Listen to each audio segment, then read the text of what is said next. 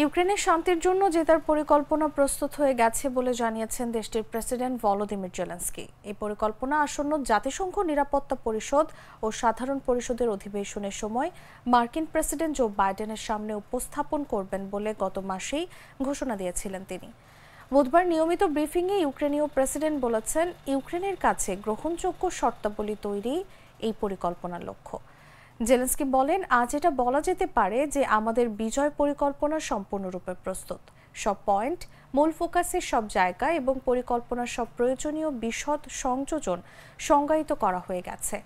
সবচেয়ে গুরুত্বপূর্ণ হলো এটি বাস্তবায়নের সংকল্প।